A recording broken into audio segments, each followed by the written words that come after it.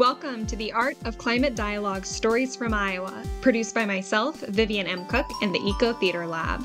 And welcome to today's conversation with Linn County Sustainability Director and community-engaged climate researcher, Tamara Marcus.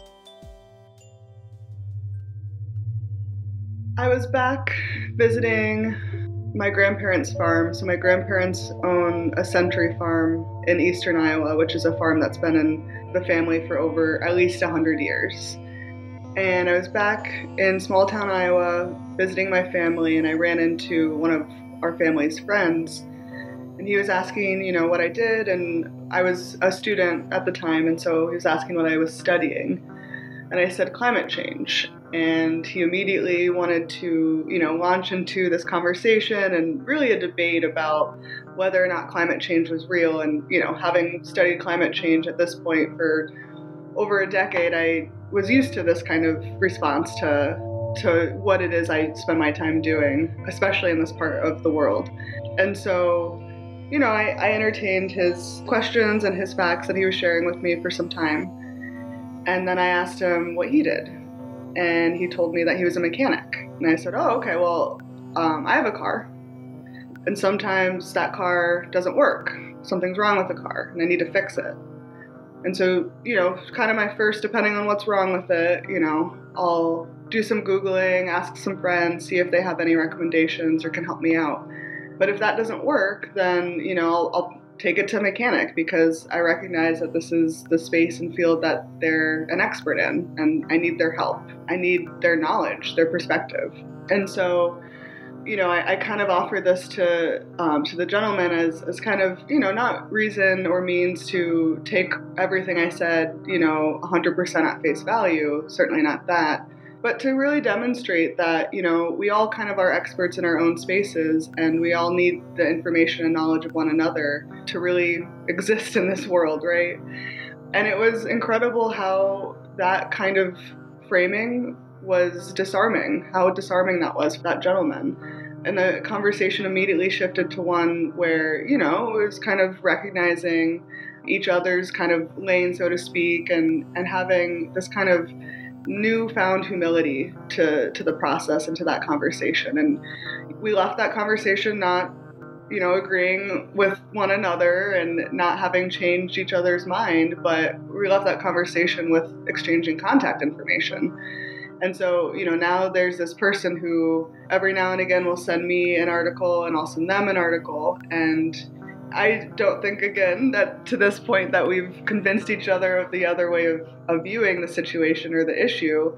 But I do think that what we have is an open conversation, an open dialogue around the topic, and one that I certainly benefit from, if only knowing what types of news information this person is reading and coming across, and I hope vice versa. So I think that's just a really good example of kind of, taking that extra pause and trying to think of, what are the ways that I can connect to this person who might not have had the same experiences as me, the same access to information as me, and what can I learn from them, through that process as well.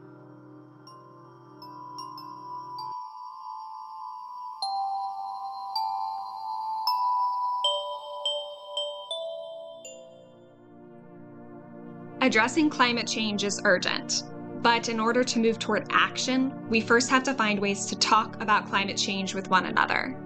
The Art of Climate Dialogue, Stories from Iowa, is a podcast series featuring 13 conversations with artists, farmers, community-engaged researchers, and community organizers and activists who have all used arts and storytelling strategies to talk about climate change and agriculture. Through this podcast, they generously share these strategies so that listeners can implement them in their own communities. I'm Vivian, and I invite you to explore the art of climate dialogue with me. As we enter into these conversations around climate action, sustainable agriculture, and community-engaged arts in Iowa, the Eco Theater Lab and I want to first recognize that Indigenous nations have been leaders in such conversations for centuries and continue to be today. Iowa now occupies the homelands of Native American nations to whom we owe our commitment and dedication. Iowa is now situated on the homelands and trading routes of the Iowa, Meskwaki, and Sauk, Oto, Omaha, Ihankdawa, and Santee. And because history is complex and time goes far back beyond memory, we also acknowledge the ancient connections of many other Indigenous peoples here. The history of broken treaties and forced removal that dispossessed Indigenous peoples of their homelands was and is an act of colonization and genocide that we cannot erase. And as a result, Indigenous ecosystems within Iowa have suffered from extraction, degradation, and unsustainable agricultural practices, contributing to the ongoing climate crisis. Understanding and addressing these injustices is critical as we work toward climate dialogue, action, and justice in our communities. My thanks to podcast interviewees Shelley Buffalo, enrolled member of the Meskwaki tribe, Lance Foster, enrolled member and tribal historian of the Iowa Tribe of Kansas and Nebraska, and Sakawis Nobis, Plains Cree Soto of the George Gordon First Nation, for their collaboration in developing this acknowledgement.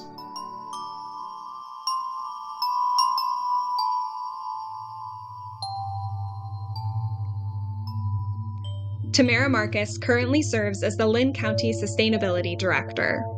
Previously, they were a Fulbright scholar where they completed 2 years of climate change research in the Indian Himalaya, working with local communities to translate her physical science research into local conservation policy. Tam is a Ph.D. candidate in the Natural Resources and Earth System Sciences Ph.D. program at the University of New Hampshire. Her research interests include using bioinformatic techniques to understand the impact of warming on microbial mediation of carbon emissions from Arctic lakes. Additionally, she studies how Indigenous communities access weather and climate data to better understand how to make results from climate research more accessible and applicable to individuals and communities. Using a combination of survey data and storytelling, Tam works with Sami communities and Indigenous Australians to record environmental change observed by the traditional owners of the land. Through this work, they hope to promote collaborative development of conservation policy by both scientists and Indigenous communities. Tam has been a Switzer Fellow, a NASA New Hampshire Space Grant Fellow, and a National Center for Atmospheric Research Fellow, and completed her BS in Biochemistry and English from the University of Minnesota Twin Cities. I'm excited to share our conversation with y'all today. Welcome, Tam, to the podcast, and thank you for being here today to chat with me for a little while. Thank you, Vivian. So this story that you told us at the beginning of the episode is an example of how you approach climate communication in much of the work you do. So finding ways to meet people where they're at and to connect people to each other and to the data in a personable, applicable way. So you've been doing this work in the Indian Himalayas, Australian Outback, Swedish Arctic, and in your hometown of Cedar Rapids in Iowa for many years. What drew you to study climate science and then to work with local communities to take climate action? Yeah, that's a really good question, and thank you so much for allowing me the opportunity to share some of my story with you today. It's hard to pinpoint the start of a journey, right? Or the start of the story. That's half the challenge sometimes. But I guess for today, I'll start at, wanting to be able to do good in the world. That was my motivator for pursuing research as a whole. I quickly found my place in climate research because the urgency of this issue, right? For me, it demanded my attention, I suppose. And so I was very fortunate to have some research experiences internationally around this topic, which allowed me to kind of see different perspectives on the issue as well. And I'm very thankful and fortunate for having had those experiences, I think. And so kind of, I would say the way that I approach climate change research, though, has been a little bit different, in part because of the storytelling piece, right? Identifying that this is kind of a necessary part of the work because most people are not climate scientists. And if we want to actually take climate action, we need most people to be on board. Right. And so, I think when I started my PhD program, it was during the Trump presidency. And so climate change was a topic, and it had been before then, but especially then, with the U.S. being removed from the Paris Agreement, was a topic in conversation at the forefront of most circles, right? And so I remember being in this room with 50 climate scientists from across the world, which make up our research group that works currently in the Swedish Arctic. So scientists from Australia, Sweden, universities from across the US, all in this room listening to Trump remove the US from the Paris Agreement. And there was very little acknowledgement of our role in that, which I found to be, yeah, exactly. Especially as an early career researcher, I found that to be incredibly troubling because, for one part, most of our research is funded by taxpayer dollars, so you kind of really do need people to buy into this work at some level. But then, more importantly, because we're the ones who have the data and information to actually incite change, right? We're such an important part of that process, and to just kind of not recognize that or understand it or rise to the occasion, was surprising to me, shocking to me. And it was something that, I really held with me as like kind of a reminder of, and like a challenge to make this work more meaningful to people who were not scientists, right? And so, that led me into kind of more the storytelling space around climate research, specifically trying to look at how we engage communities that have often been left out of the conversation. Can you tell us a little bit more about your specific research and what specific areas of climate science you study and are most interested in, and how you're working on exploring those topics in community with the people you work with? Yeah, definitely. Most of my research until the last couple of years, honestly, has been more physical science focused. And so looking at how microbial communities in lake sediments in the Swedish Arctic are metabolizing new carbon as a result of permafrost thaw. So you have, this ancient carbon that's been locked up and frozen into the land, right, into these ecosystems that, as a result of an increase in rising temperatures near the poles, now this permafrost is thawing. And so all of that old carbon can then flow into these lake systems where there are all these microbes just waiting for it to settle. And also, there's some stuff happening in the water column, but I won't get into that. So these microbes waiting for this old carbon to, flow into the lakes and then basically eating it up and farting it out as greenhouse gases, some of which are CO2 and methane. And so most of my work has been related to understanding those systems. But increasingly so, I've been shifting to trying to understand how our research group specifically, but how Western scientists as a whole can build more meaningful connections with the local indigenous communities in northern Sweden, so the Sami. And so trying to find ways where we can honestly address some of these historical injustices to promote healing, to allow us to be able to do this collaborative research. Thank you for giving a little bit more background on what you're doing and also who you're trying to do that research with. That is maybe a different story about research than the one that's often shown in academic settings about who research is for, who research is with, what qualifies as research. Right. And I know you've talked a lot about recognizing and embracing that there are a lot of different perspectives and kinds of knowledge and kinds of research, and that is all really important to be able to deal with these problems that are incredibly far-reaching and affect all of us. Absolutely. And connect us all to each other. So what do you hope your research leads to? I kind of touched on it in the last answer, but healing, I think that sometimes, and for not bad reasons, but sometimes we collectively get ahead of ourselves, right? And so we find this problem and there's this like immediate desire, if you're someone like me at least, to want to fix it. And sometimes the things that really need the attention, that really need to be fixed, aren't problems that a lot of times they're not problems that we personally or individually have created. But not acknowledging them and recognizing them before doing the thing that you really want to work on, right? Not acknowledging the atmosphere and environment around that can be really damaging. And so even if your intentions are good, right, you go in as like using myself as an example, you go in as a Western scientist saying, hey, I really want to understand how some Sami are traditionally reindeer herders, right? And so you can appreciate through that process that kind of observational knowledge that is built throughout generations as it relates to snow cover, snow type, snow timing, right? There's all of this information that, would be super valuable to apply to a lot of questions that Western scientists working in those spaces have. But what do they get for doing that?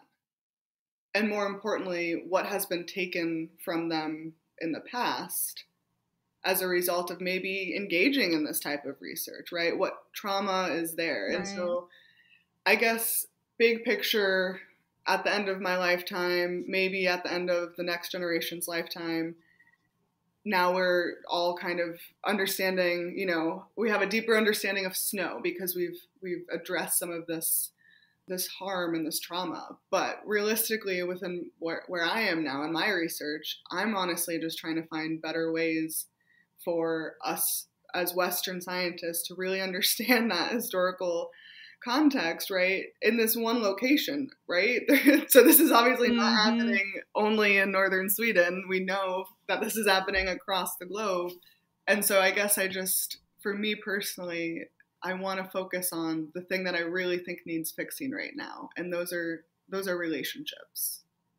And it sounds like not only are you invested in the content of the research and climate science that you've been working with, but how you're doing it Absolutely becomes the real research. Absolutely. That you want to pass on.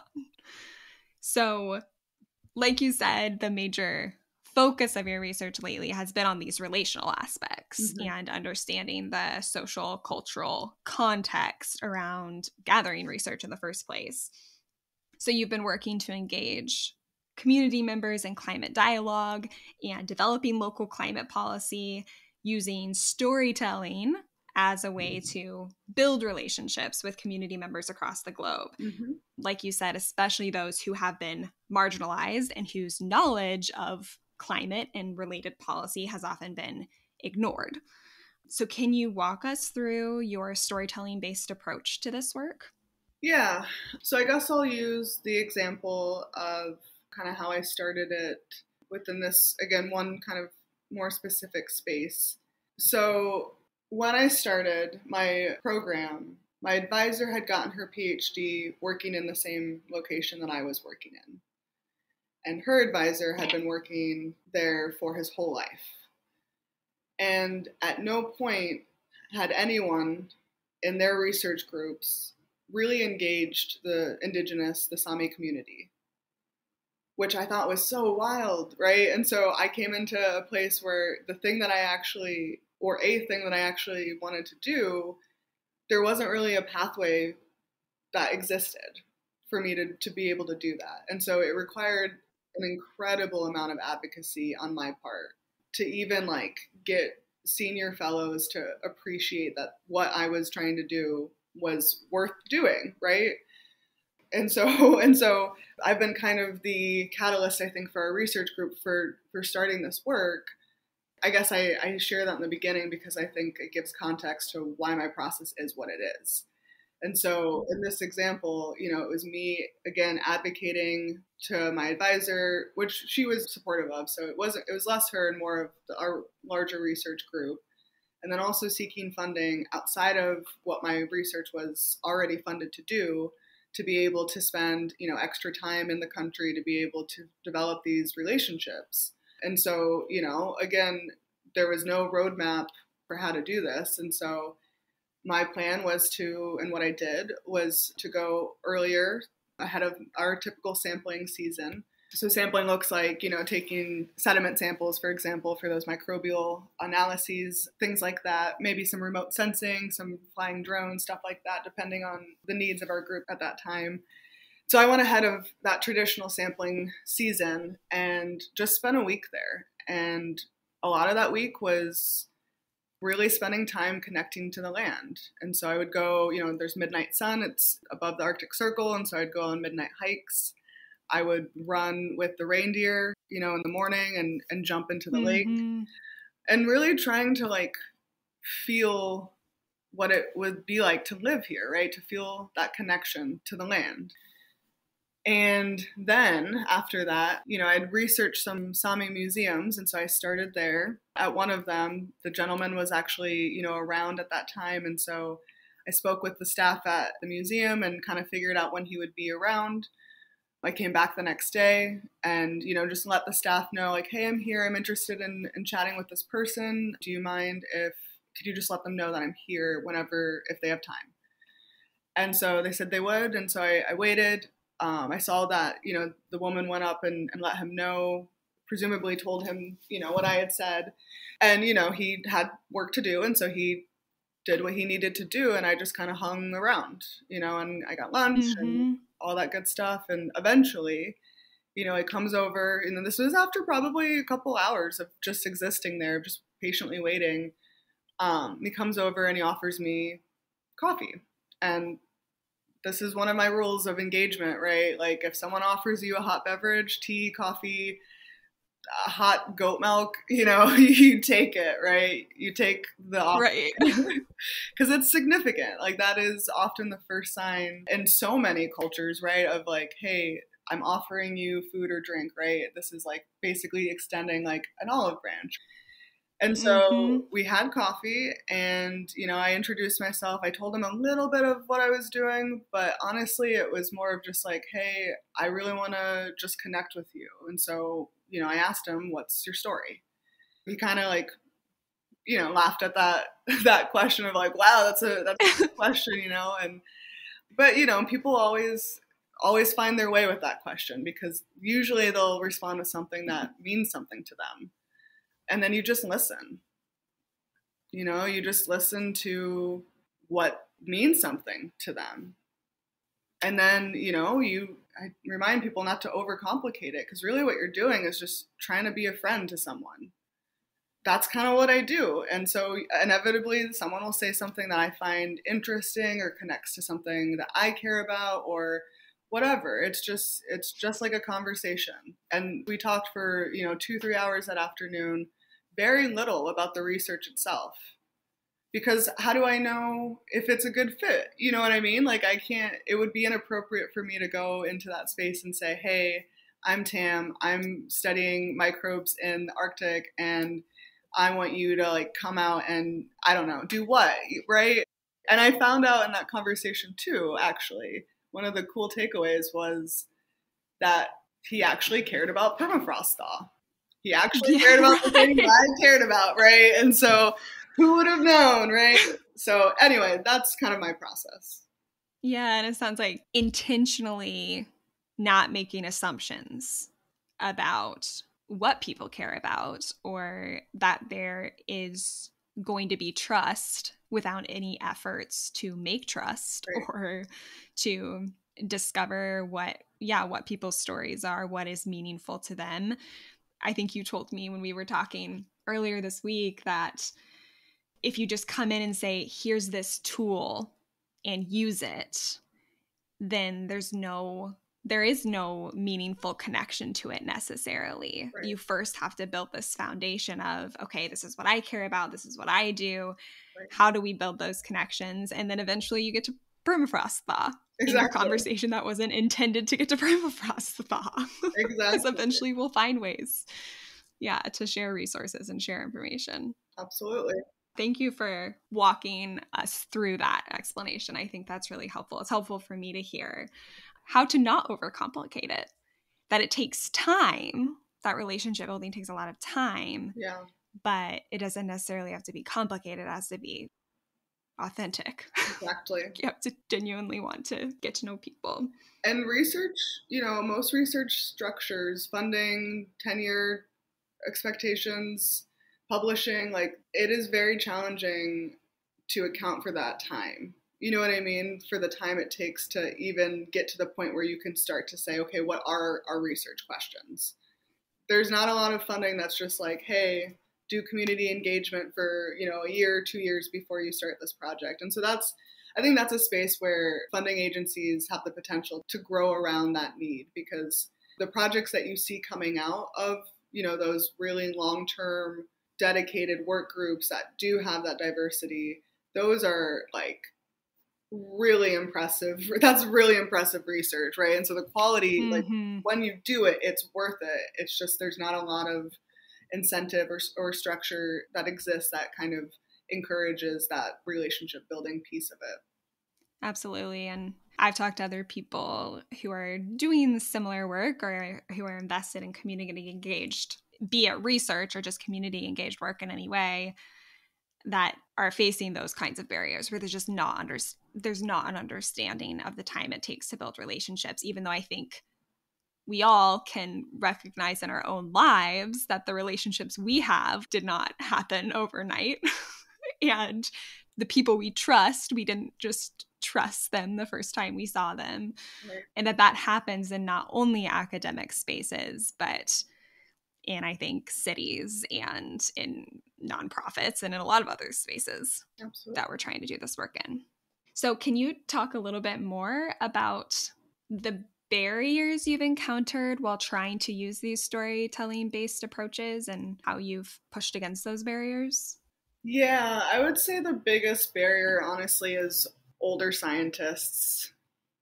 And honestly, I don't know if I would even if I can give like strong recommendations about how to navigate that, other than there are so many researchers in every field that you will find someone who wants to do the work that you want to do and shares the values that you have. So there was a instance, for example, where a senior fellow, and I won't say his name obviously, but like I share this story because even if he'll hear it, and so I kind of hope he does hear it, because yeah, I think it was not appropriate in any way. And so I don't know, this is maybe like an academic horror story, but I think it's important to be aware of, as you said, some of these barriers, right? And so I had put in a land acknowledgement, an acknowledgement of country on one of my research posters that I was presenting. And I'd sent it to my co-authors, and one of the co-authors replied all and said, I don't want the land acknowledgement on the poster, so take that off or take my name off the poster. And this was a person who is a highly respected in his field. Yes, just a well-known person who is definitely a decision maker, leading the field at some level, saying this to a early career woman of color on a reply all in the email, who's advocating for indigenous acknowledgement. And, no other author said anything, at least to the whole group. Maybe they said something to him directly and that was it. But many of them sent me personal emails and saying, oh, that's too bad, or that's not okay, expressing some kind of remorse. And then even some people, I saw at the conference came up and spoke with me about it. And so another important part of the story that I want to highlight is the value of speaking up, especially when you witness stuff like this. Like, I do think that the more senior co-authors, especially the ones that were saying it to me personally, should certainly have said it to him. And so I say that to say that if you're ever, in a situation where something like that happens, people will remember all of that, right? I remember people not standing up for me. I'm sure, the gentleman remembers no one standing and saying anything to him. And so that will just keep happening, which is part of the reason why I think, some of this work is side-eyed by the older scientists. But, this phenomenon isn't unique, I guess, to academia, right? So that's a barrier that I think, people should be aware of. And honestly, kind of circling back, it's I just found different people that did value this work. And I dug in with them, I worked with them. And the work is better. It's more fun. It's more fulfilling. You know what I mean? So, I look back at that and it was awful in some ways, but also it taught me a really good lesson of, the things that you believe in, you probably believe in them for good reason, right? And so if someone is pushing back, listen, the feedback could be helpful, but once you determine if it is or not, and you have your direction that you want to go and your conviction of the work that you want to do, there will be people who will meet you there, right, and do that work with you. So don't feel stuck, I guess, is like a recommendation I guess I would give for how to kind of navigate that space. And also know that it's coming, because it's different and people always resist doing things in new ways. Thank you for that, because I think also that, one, throughout this podcast series, I think this idea of remembering that you're not alone in doing this work is really important, because this working for climate action in general, but I think especially when we're using some of these strategies that aren't actually new per se, but are seen as new in like academic settings or something, that it can feel kind of isolating, but that there are other people who recognize the value in community engaged work and relationship building, and recognize how much time it takes, and that time is really valuable.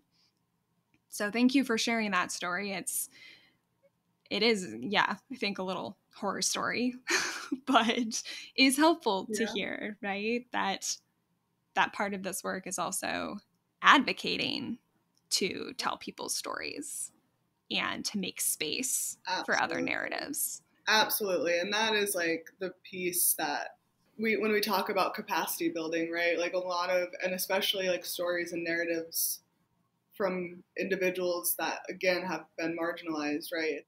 Even in like my work at the county, right, which I know we'll get into a little bit later, but like I just think of all of the people who, I ask to speak on something because they have lived through this or have been on the ground, and because they're not an elected official or, a public official or whatever, you know what I mean? Like they think that their story doesn't matter, and they don't see, sometimes it's challenging for them to see like the value of like having that perspective. And so, yeah, you're exactly right. Like part of this work is trying to like encourage and help people see that what they've lived through, what they've experienced does have value and does deserve to be shared and heard by everyone. Yeah, you said earlier when you were describing your research process, or well, the storytelling process that leads to your research too, is when you were speaking to the staff member at the museum and you said, "What's your story?" Then at first he kind of laughed and was taken aback, because maybe people don't ask that question, or we're not expected to ask that question, even though it has a lot of value and can clearly lead to the conversations that are going to be most relevant in solving the problems we need to solve. Yep. You mentioned, okay, your work at the county, and I actually want to talk more about that as well. So you not only work as a researcher, but also in Cedar Rapids, Iowa, you work as the Linn County Sustainability Director. So can you talk a little bit about how you apply the storytelling approaches that you're using in your research to your role as Sustainability Director? I think, as we all probably know who are listening to this, stories are powerful. So I am a data scientist, right? But most people are not moved by numbers. And so, Linn County Sustainability has released a greenhouse gas inventory report, for example. I suspect that most people have not read that cover to cover, right? Which is okay, because, there's a lot there. It requires like a specific type of interest, and it's a tool for tracking as well, right? So it's not necessarily the only benefit is just to like read it, even if some people might want to do that. For a community that's experienced several natural disasters that are arguably climate driven in just less than a couple of decades, right? A very short period of time, this work needs to be made relevant in every way possible. Climate action work needs to be made relevant in every way possible, for all of the reasons, for the costs, right? $11 billion, a record-breaking FEMA storm, and the second record-breaking FEMA storm. At one point, the flood of 2008 was on the top 3. Now it's not even on the top 10, right? Because of all of the other national disasters. But we made the list again, right? Linn County made the list again with the derecho. And so, when we think about things like environmental justice, right, climate justice, people, even in this community, will say, oh, well, Flint, Michigan. And, you're like, no. The derecho is a terribly great example of the disproportionate impacts of disaster events on communities of color, right? You had some people who had a hole in their house, and then on the west side of our community, completely demolished, right? Houses, mobile homes, apartment complexes smashed. And so this goes back to, we were doing this panel about resiliency at some point at Linn County. And we were talking about a new report that had been released. And so we had, the author of the report as a panelist. We had someone who works for a local nonprofit as a panelist, a supervisor from the Board of Supervisors, a Linn County Board of Supervisor.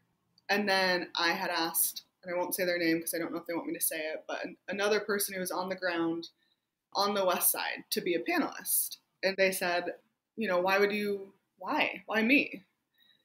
And I said, well, you were helping families on the ground and helping get them connected to resources after the storm, and walking with them the whole time. What you did, what you saw, what you heard, you know what I mean? That is not, very few people in our community saw, heard, or did that, right? And so people want to know what that was like. And if you are willing to share that, you are under no obligation to share that, because that's also traumatic, right? And so there's work in having to do that. But if you share that, people will care. People will listen, because that is a perspective that very few people had.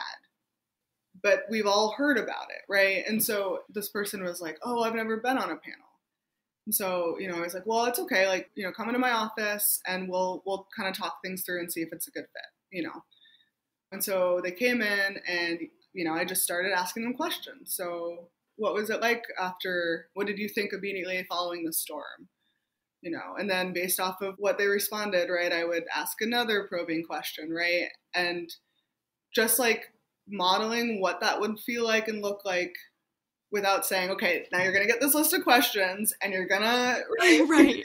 And then this person's going to ask this and then you're going to say, no, right? Starting at the place to help this person understand the power of their story, and that's all I really could do and needed to do, because the story itself, you know what I mean? That was the powerful piece, right? We just did a little prep, and then after that, I kind of was like, so that's kind of what a panel would feel like. And I was like, oh, okay, well, this is something that's manageable. I can do this, right? They did a great job on the panel, as expected. That was a narrative, a perspective that would not have been included, that was desperately needed in that conversation. And hopefully the next time this person is asked to be on a panel, they'll have that newfound confidence and thinking, yeah, my story is worth sharing. It does matter. Yeah, definitely.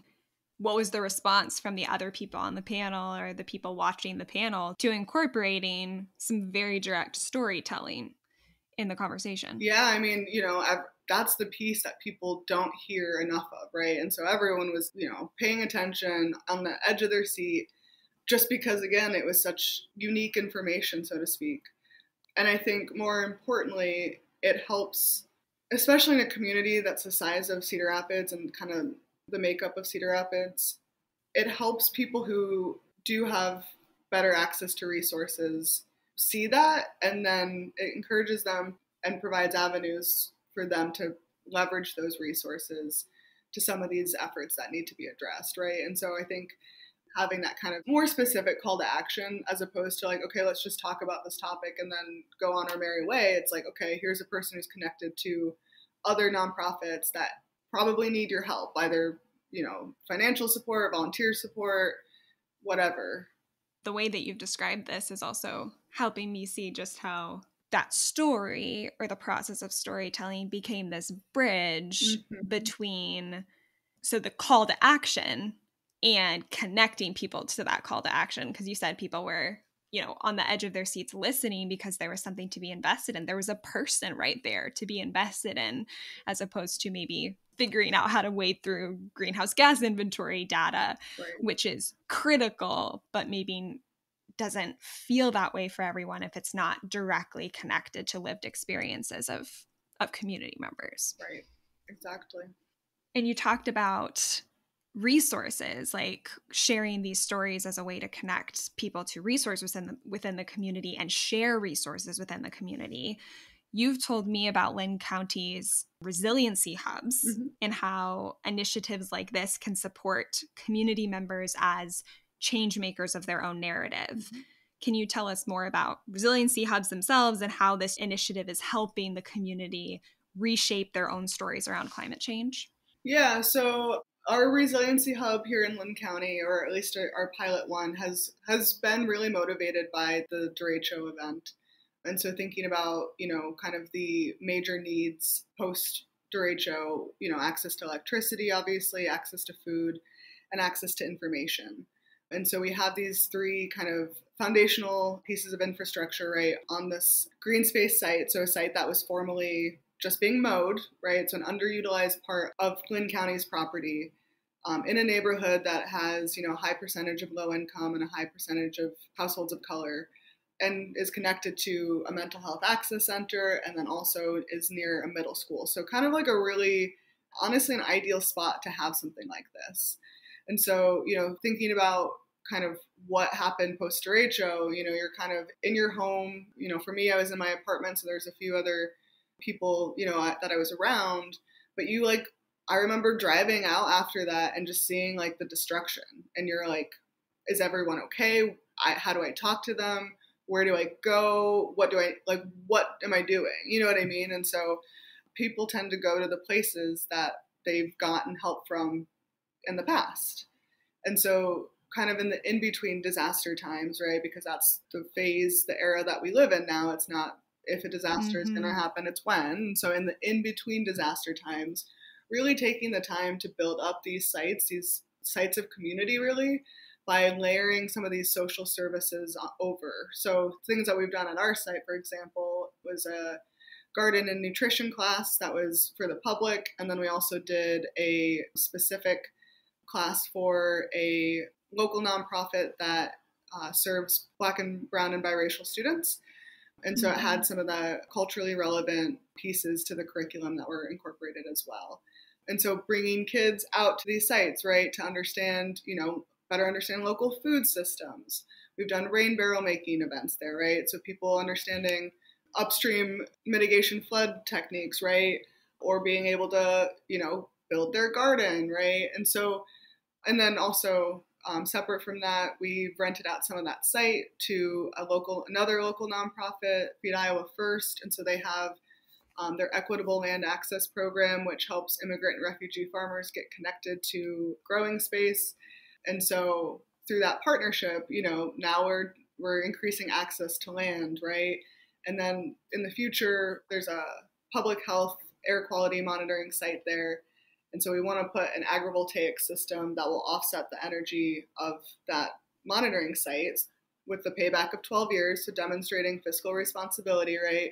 And then also demonstrating how ag and solar can coexist, which if you've been reading anything about Linn County, you know that that's been kind of a point of tension here locally. So again, kind of having these base critical infrastructure pieces, and then in the in-between disaster times, really building that sense of community resiliency on these sites as well.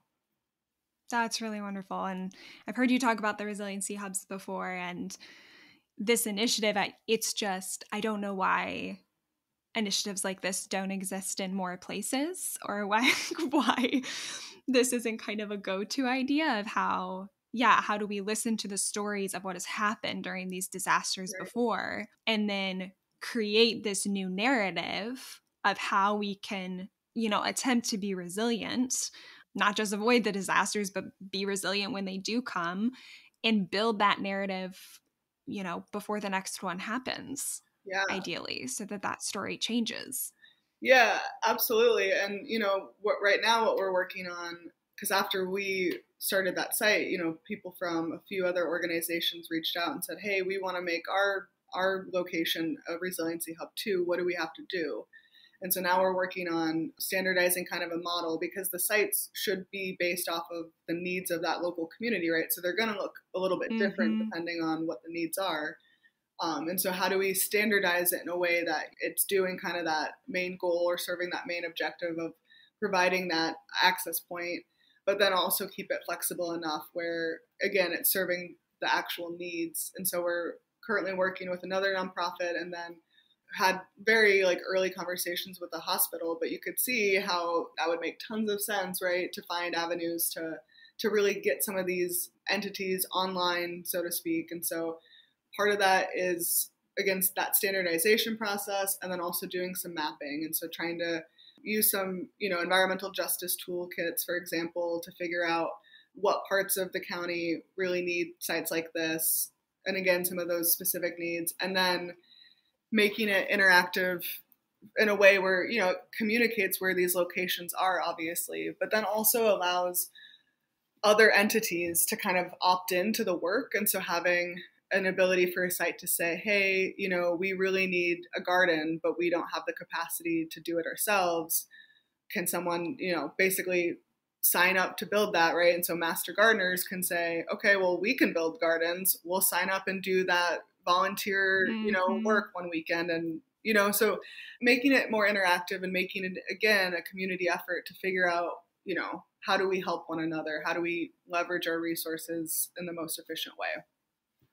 Thank you for sharing that. And you mentioned when you were talking about navigating these different resources and how to share what's working so that you can expand on those initiatives, that there's been this tension between solar and ag and solar panels and ag and how they can coexist. And you mentioned earlier that you grew up visiting your grandparents' farm in eastern Iowa. So how does yours and your family's own relationship with agriculture and farming and your own story as a farming family, how does that inform your approach to climate action and having these conversations in ag communities? Yeah, that's such a good question.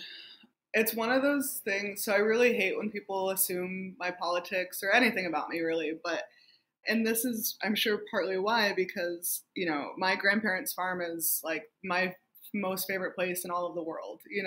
I've been to how many countries, how many cool things have I seen?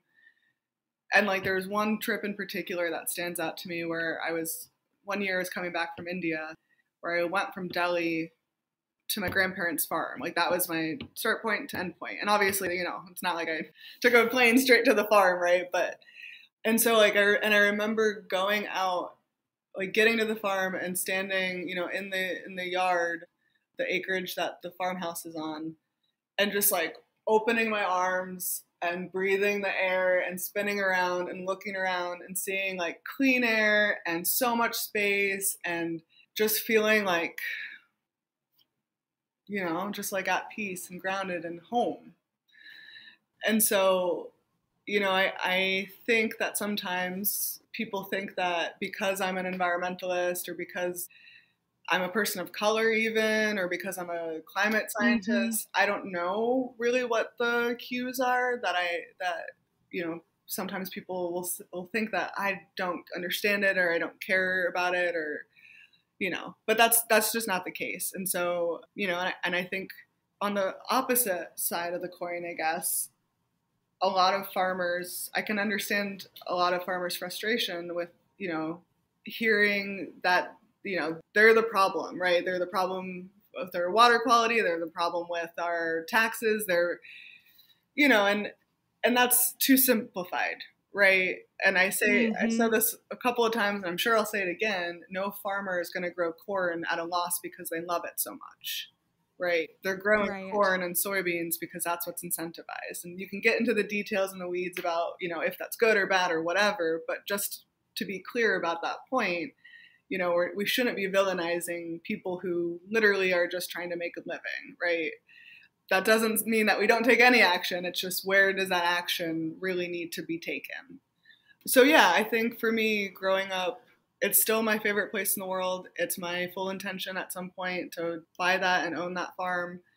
Yeah, I would not be who I am if it wasn't for my experiences growing up there and, thinking that, yeah, every little kid just goes to their grandparents' farm in the summer for 2 weeks and takes swimming lessons. No, that's a unique experience to you, right, Tam, me. And like that informs and has shaped who you are. I'm really thankful for those experiences because I think it does help me be better in this role and understand the balance of some of these issues.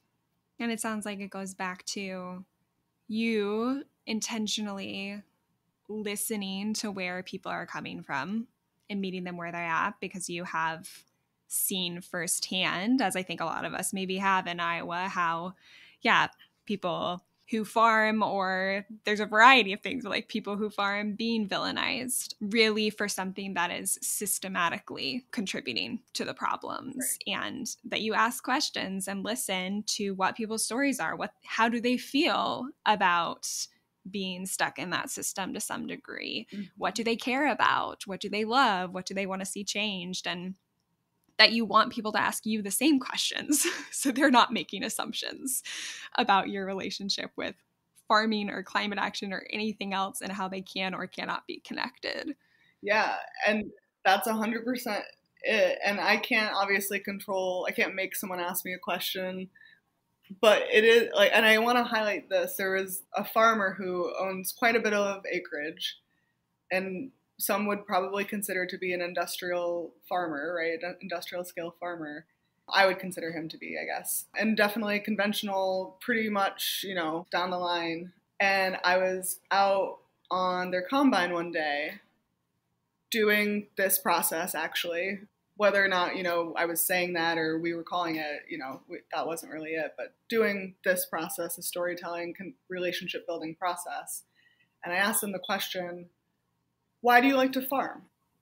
And they were like, I don't know, like kind of like wrote it off, like, what do you mean? Why are you asking me this stupid question? Like, and I like just waited, as he like kind of, let that out of his system. He was like, well, like my grandparents did it and my dad did it. And, this is just like what my family does. Like and so I was like, so you feel like a connection to the job, the action, the land, right? Like, and so it's just, I want to highlight that because a lot of the things that I think motivate environmentalists are not like absent in people who we perceive as not giving a crap about the environment, right? That response was very similar to my own reasons of why I love my family's farm. And honestly, the reason why I do climate research, right? So I guess I just, again, to really emphasize that point where it's not about the individual or person often, it is about those systems that need to be the focus, I think, of a lot of our action. And it's about shared values too, that like we have more shared values than we would think because we usually don't ask the questions that lead to sharing what we care about. So that's really important. It can make the whole difference. So you also, yet another thing that you've done, you've also co-founded a grassroots collective in Cedar Rapids called Advocates for Social Justice. This group has advocated for police reform, voter accessibility, derecho relief efforts, and more. Can you tell us a little bit more about the mission of this collective? Yeah, sure. So our organization, Advocates for Social Justice, or ASJ, formed after the murder of George Floyd in the summer of 2020. And so, it honestly started as a protest. I don't think any of us set out to start a nonprofit, so be careful what you do, I guess, is the warning or the lesson there. You might end up starting a nonprofit. Surprise. Yeah, so it really started because following this national event, right? But then wanting to do something locally and recognizing that police brutality is something that affects every community. Literally every community has an example of that. And especially in Iowa, in Cedar Rapids, we also have data from the ACLU that really highlights that disproportionate policing for Black people in our community. And we also have, a third of our general budget from the city, at least in 2020. I haven't looked at the numbers for 2022, but at least in 2020, a third of that was going to the PD, and 1% of that was going to the Civil Rights Commission. So, oh my gosh. Yeah. And so again, this I think is a space where it's about the system. It's not about the person. It's not about your friend who's a cop who's really nice, or your mom who used to be a cop, and whatever. It's not about whatever good person you're imagining who's a cop. It's not about them. Whatever bad person you're imagining who's a cop, it's probably not about them, right? It's about systems that are moving towards conclusions that they are designed to move towards, right? And figuring out if we like those conclusions and really looking at them, really evaluating, again, back to the data. If we see that people of color are arrested at 10 times the rate of white people for using marijuana, even though we know those usages are not the same. And I forget if it's 10 or 7 times, because there's 2 different stats and I'm kind of mixing up. But 7 or 10 times, still pretty significant, right? And so if we see this outcome, then what are we doing upstream to change that? And that's really it. So I would say, the Black liberation movement, the Black Lives Matter movement, oftentimes has been misunderstood for a lot of reasons. But that to me is such an important distinction for at least the work of ASJ, where it's really looking at our systems and creating opportunities for others to do that, not just the PD, through things like the Citizen Review Board, right? And then also having an honest conversation with ourselves as a city, collectively, as a community, and saying, hey, do we care about safety in this community? Okay. Do we care about safety for everyone in this community? Because that's the question that we really need to ask ourselves. And so ASJ, we started kind of in that lane, but we definitely have had to evolve because, again, the needs of our community. Most recently, a young woman, Devonna Walker, was stabbed to death, and the person who murdered her was not arrested on site, was not arrested, which I still have not gotten a clear answer as to why. And so I'm talking about this now for a couple of reasons, because I don't think that there was a lot of local media attention on it in the beginning. Changed now, thankfully, a little bit. So I'm pleased to see that change. I'm saying her name because it's important that we really understand that this is not work that, we're doing for fun, right? We're doing it because there are literal people like me, like you, that are dying as a result of not addressing it. And I'm saying this because though we started with some, high level goals, which we did create the second Citizen Review Board in the state, the first in our community. We still have 6 other demands that need to be addressed, some of which include a significant investment in DEI training for officers, which benefit the officers too, right? Because if officers are charged as a result of police brutality, that's not a good outcome either. That's not an outcome that people want, I think, for the most part. I don't want that. Right. And then also decriminalization or legalization of marijuana because of the disproportionate impacts on people of color as a result of those charges, right? And to really, again, this is important because it's not like, okay, now I'm charged with weed or whatever. It affects your ability to get a job. It affects your ability to get housing, right? It's not just like whoops, that's not actually a big deal. It can change someone's life. Yeah, so those demands are still front of mind. And also it feels like there's always in this community someone who is caught in the system, is stuck in the system, is a victim of the system that's asking for help. And our organization has really done, I think, an incredible job of merging around those needs, of being flexible around those needs, and also building what I consider to be an incredible coalition of local organizations that are figuring out how to work together, which is amazing to see and be a part of. And that you're doing this relationship building work and showing that it can be effective in so many spheres in the communities you're working in.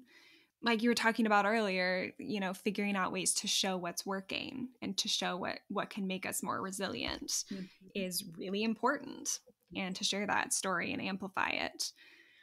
And you said, in the work that Advocates for Social Justice is doing, that you're asking questions of community members.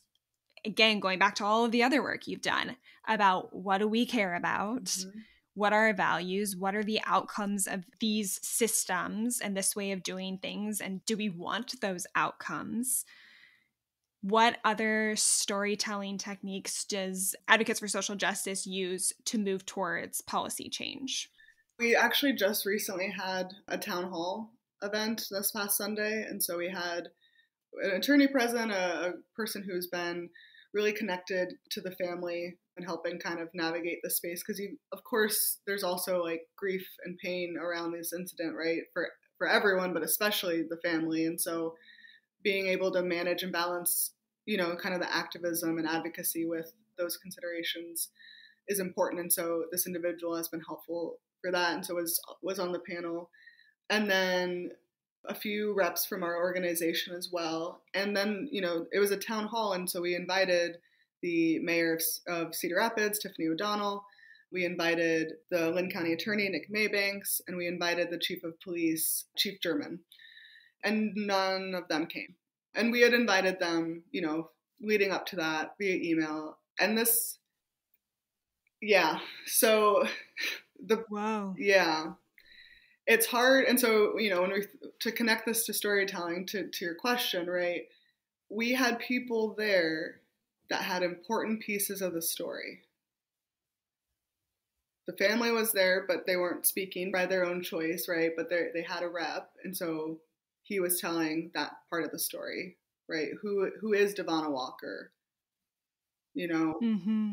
We had an attorney there, right, to be able to tell the legal part of the story, right? Well, what does the process look like, and what are some considerations, and which is an important part of the story, right? And then we have activists there, right, that can kind of contextualize this and kind of the environment, so to speak, of policing in Cedar Rapids.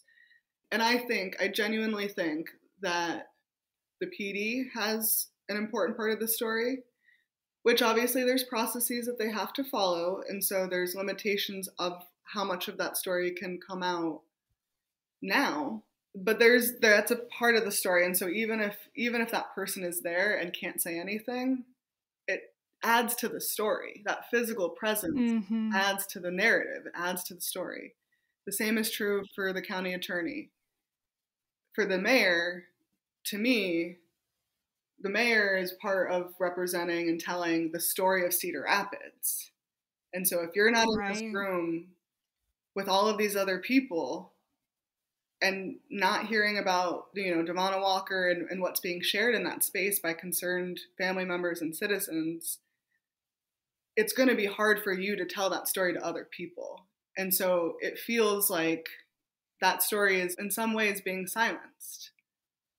That might not be the intention, but that feels like a reasonable outcome, because if you're not there, if you're not with us in this space, telling the story, understanding the story, then how can you share it to anyone else? How do you don't know about it, right? So that's, we've done a few town halls. We did them when we were, again, trying to petition the city, because keep in mind, none of the policy changes came easy, right? They came after continual protests. And so that's another form of storytelling, in my opinion.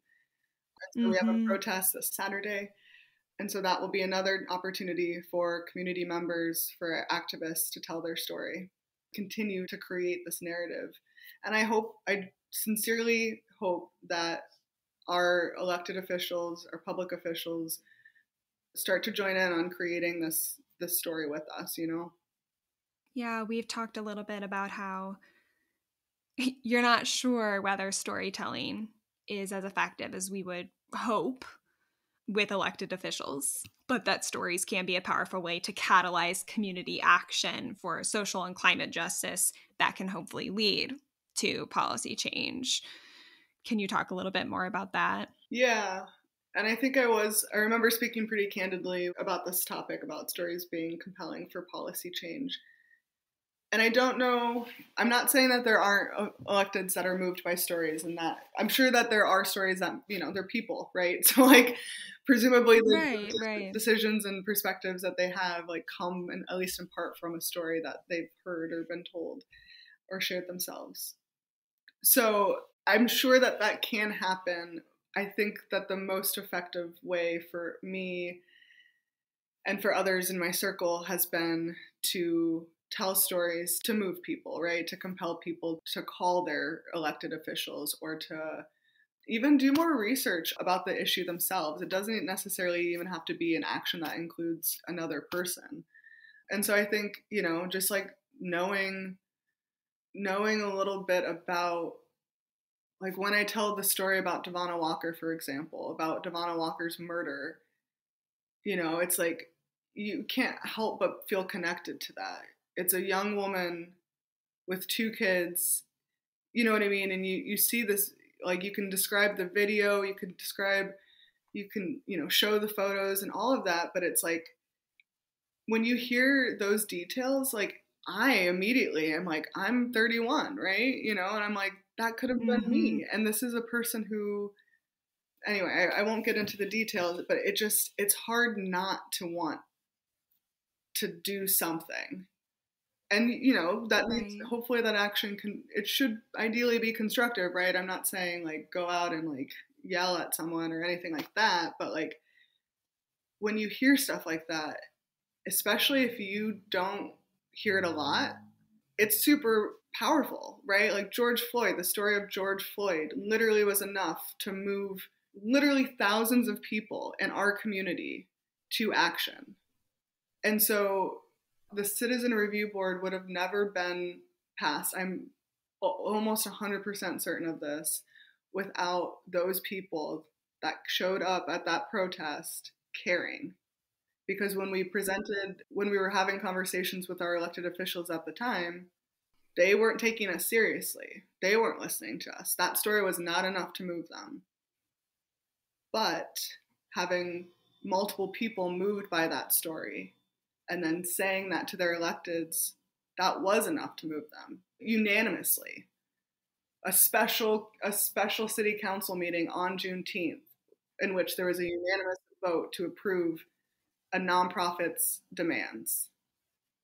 That is huge. And that would not have happened without people being moved by that story, by our story. That's incredibly powerful.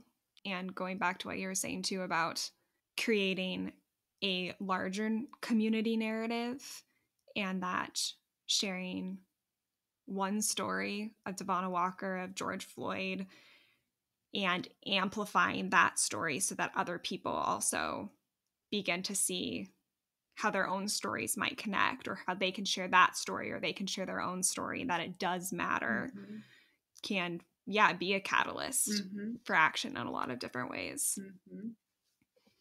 Thank you for sharing about how those actions led to change in your community, because I think that's also really important for people to hear. This can happen. We can make choices that lead to change, and especially if we do it collectively and figure out how to tell those stories in a more collective way. And I don't want to discount, telling those stories directly to policymakers and electeds. I still think it's worth doing that. I still think public comment and all of that should be done. It's more of just like this right? Right. That we also have to share it with each other. Exactly.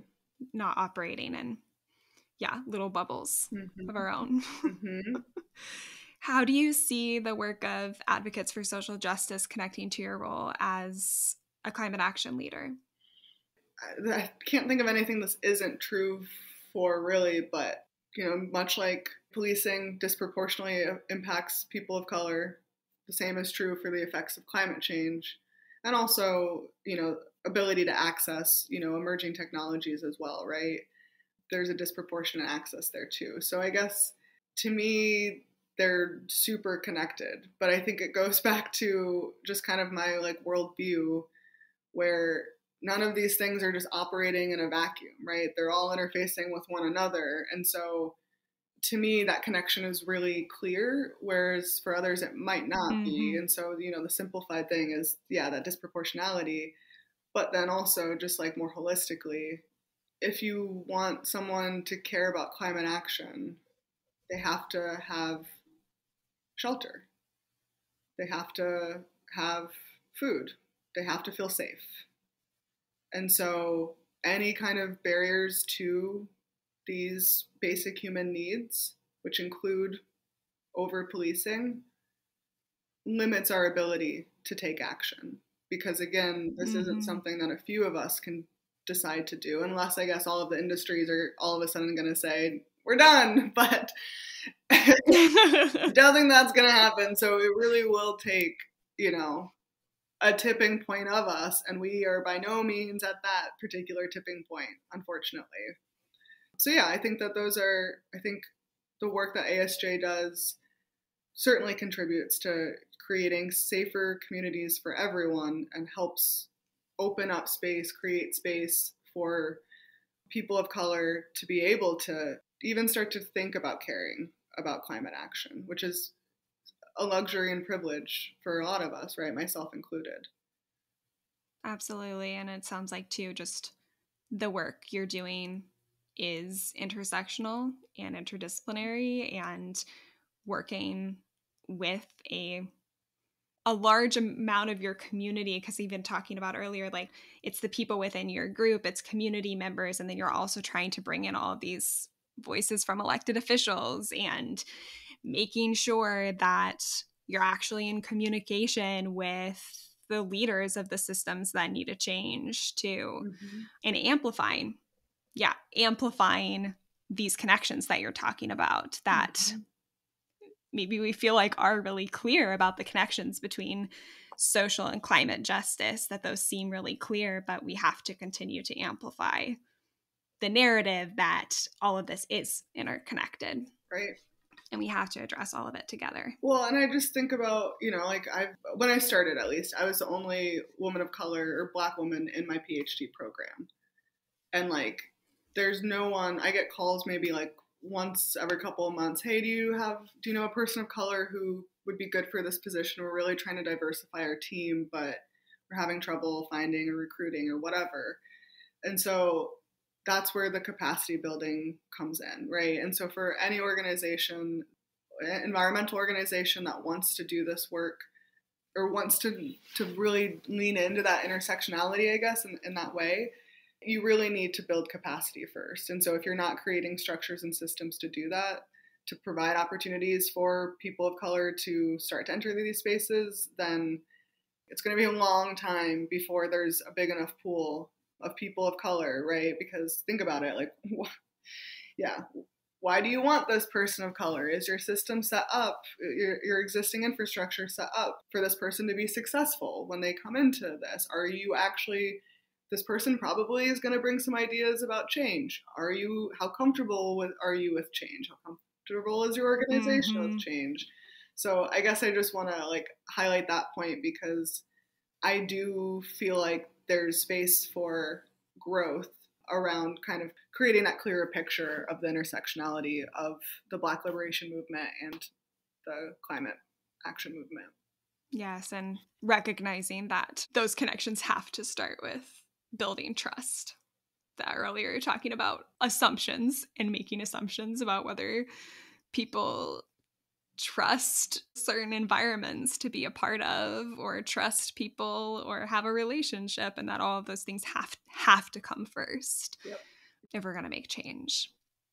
Well, thank you, Tam. We are nearing the end, so I want to ask you, first of all, to give us the 3 key ideas that you want people listening today to understand about the work that you do at the intersection of storytelling and climate action. Okay, let's see. The first one is always take the tea, always take the coffee. That's super important. The second one is just don't stress it. You know what I mean? Don't overthink it. I feel like people get super in their head when they're like, hey, I really want this to go well, and I know it's really important, so I'm gonna plan the crap out of it. But just the more authentic and calm and natural you are, the better you will be able to connect and build relationships. And so the better stories you'll be able to tell. And then just listen. That is something that I don't even want to call it a trick, because I actually really like it. But if you just listen and ask questions, that'll go a long way for the person to feel like they're actually being heard, right? They'll probably leave that conversation being like, I really like that person because they just talked about themselves most of the time. Right. And you'll learn something, right? Like, I don't know, I think about my thoughts all the time, and so I really like hearing about other people's thoughts because it usually inspires something new within my own ways of thinking, right? And so just listen. Well, those are 3 great, not only takeaways, but I think recommendations, but I want to open it. What is your biggest recommendation for other people who might want to use artistic and storytelling strategies to talk about climate change, especially in agricultural communities? Mm-hmm. I honestly think it's just like, pretend like you know nothing, I guess. Pretend like the person is the expert, because it'll help you see, like, it'll help you follow their path. And you might be surprised in where it leads. Yeah, I'm gonna end this in a story. I know it's supposed to be a takeaway, but it's connected, and so I want to end it in the story. You know, I did this with a gentleman. I was asking him about climate change and why he thought the things he did, and you know, he was taking me down his path. And at the end of it, he was like, "Well, I'm just dumb." And I never would have guessed that that's where the conversation started. And so he was perceiving, like, that's what he was thinking the whole time in that conversation. And what he was trying to defend is, like, being afraid to say that he was dumb or to think that he was dumb or whatever. Like, that's what he was thinking. And so I guess that would be my biggest recommendation, is just pretend like you know nothing, because you know, you're going to leave that conversation and all your knowledge will still be there, but it might give you a really interesting glance into what is actually happening in some of these spaces. So that's my biggest takeaway. That's fantastic. And yeah, that everyone is, you said this at the very beginning, that everyone is experts in their own way, and we have to make room for that. Yep, absolutely. How can people listening connect with you and your work moving forward? I'm kind of like I have a low-key like social media presence, but I would say I do have a Twitter. It's @taxpayerscience, @taxpayerscience. I haven't really posted on there very often, so I would just say, you know, I'm a talker. Let's meet in person. So my email is on the website. Feel free to share some information, because yeah, I'm always down for a conversation. I'm down to kind of hear what people have to say, and if there's recommendations, you know, about how I can improve my work, then I want to welcome that too. Well, great. I will make sure whatever contact information you want to share is on the podcast webpage, so people can find it easily and keep up with the wonderful work you're doing. And thank you so much again, Tam, for talking with me today and sharing all of these experiences and wisdom with our listeners. Thank you so much, Vivian. This was really fun. Thank you for listening to The Art of Climate Dialogue, and we hope you'll listen to the rest of the series. More information about podcast interviewees is available at ecotheaterlab.com. We invite you to engage in conversation with us by leaving a comment, responding to the short feedback form in our show notes, and checking out the Eco Theater Lab's website. We want to thank all of the organizations and individuals who made this series possible. This project is funded by both a North Central Region Sustainable Agriculture Research and Education Program graduate student grant, which is supported by the USDA's National Institute of Food and Agriculture, and a Johnson Center for Land Stewardship Policy Emerging Leader Award. Our podcast consultant is Mary Swander, our podcast musician is Omar Dakuk Mercado, and our podcast artist is Mosel Nita Singh. Our podcast land acknowledgement is adapted from text developed by Lance Foster and Sakawis Nobis, and from conversations with Shelley Buffalo. Rosie Marcoux-Rowe is our podcast editor, and I'm Vivian M. Cook, Community Engagement Director for the Eco Theater Lab and the Art of Climate Dialogue, podcast producer and host. Take care.